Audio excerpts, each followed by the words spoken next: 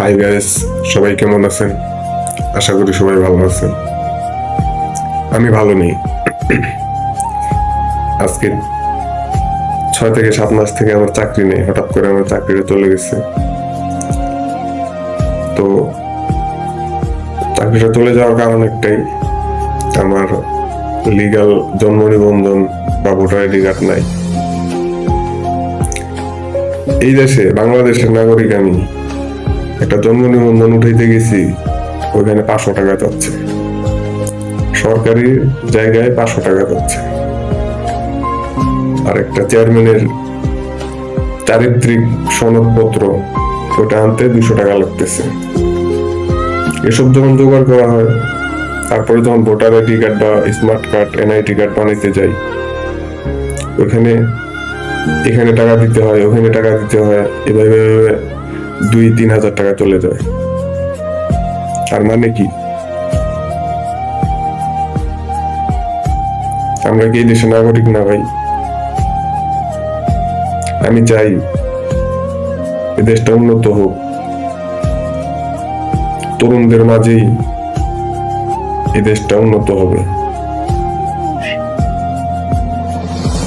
আমি চাই এই জন্ম নিবন্ধন, চেয়ারম্যানের চারিত্রিক সনদপত্র, এমনকি স্মার্ট কার্ড খুব দ্রুত যেন করা হয়, খুব দ্রুত।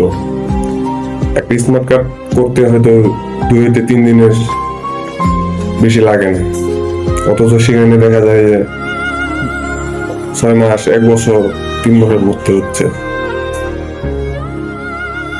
এত কথা না বলি, আমি চাই যে সরকারি যে কোনো জায়গায় যেন কোনো ঘুষ না লাগে, এরকম একটা সিস্টেম হোক।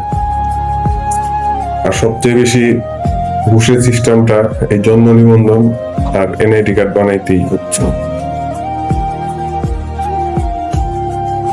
এনআইডি কার্ডটা যদি আমার থাকতো, আমি বানাইতে পারতাম। আমি এত টাকা খরচ করতে পারবো না। আমার 5 জনের সংসার, আমার সংসার চালাইতে হয়। আমার যেভাবে হোক কাজ কাম করে সংসার চালাতে হয়। একটা গার্মেন্টসের চাকরি করার জন্য এনআইডি কার্ডের ফটোকপি লাগতেছে, অথচ আমি টাকার অভাবে এনআইডি কার্ড উঠাইতে পারতেছি না। কি করবো আমি এখন? আমি চাই এই সিস্টেমটা চেঞ্জ হোক। এনআইডি কার্ড, জন্ম নিবন্ধন, চেয়ারম্যান চারিত্রিক সনদপত্র খুব দ্রুত করা হয়, 2 থেকে 3 দিনের মধ্যে। সবাইকে ধন্যবাদ। সবাই ভালো থাকুন।